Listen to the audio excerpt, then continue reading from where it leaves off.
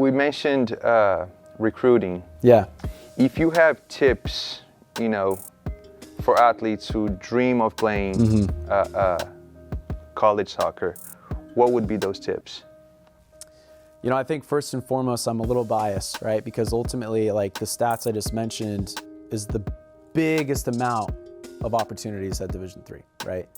But I think, for a lot of the recruits that I speak with and where I find the most respect for those student athletes is when they shoot for the stars a little bit, right? And for some of those kids, it's really realistic to say, look, like, I want to go Division I. I want to even be a Division I if it's like a mid-major, right? Because you look at the Division I landscape, there's the big schools we all know the names of, and those are like in the Power 5 conferences, the Pac-12, the SEC, the ACC, the Big 12, et cetera, et cetera.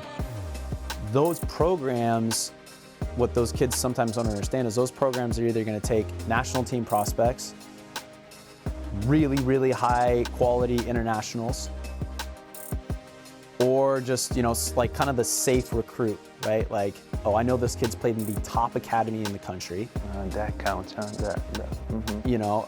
If I have a kid that's coming from FC Dallas, I know he's legit, versus a kid that's maybe also playing in the MLS Next system, that's at technically like a lower tier, still MLS, right? Still an amazing amount of quality in that league, and that player's probably really good, but he's not an MLS affiliate in terms of the club he plays for, right? He might play for like Metropolitan Oval on the East Coast or something like this that plays against like the Red Bulls Academy and New York City FC, but he's not in those clubs, right? So that kid, if he's like 13th, 14th on the depth chart at a good MLS side, but not like one of the MLS sides, I would tell that kid, look, it's important that you look at Division I. Because there's a lot of opportunity there too, like 150 to 200 opportunities in terms of school men's soccer programs. A little bit more on the women's soccer side because of Title IX and how many of those schools have football. And then you need to balance it out through Title IX on the athletics end. So how do they do that? They add women's soccer. So a lot of schools like USC, for instance, they don't have a men's soccer team.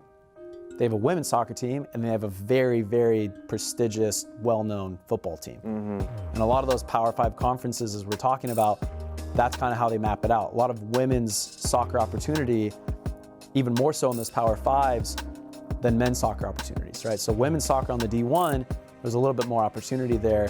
On the men's side, a little bit less, right? But if you're that 13th, 14th kid on the depth chart at a strong team, but it's not technically an MLS affiliate, it's important to look at Division I because I think you should know your quality, right? And you should respect your quality and respect the work that you've put in to get to that point. But I'll always tell that kid, look, this is exactly how Division Is are kind of building their roster.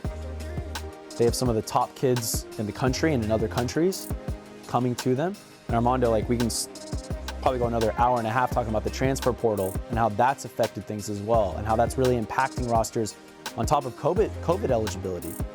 Because the COVID eligibility now, kids are allowed to stay at certain institutions 5 or 6 years.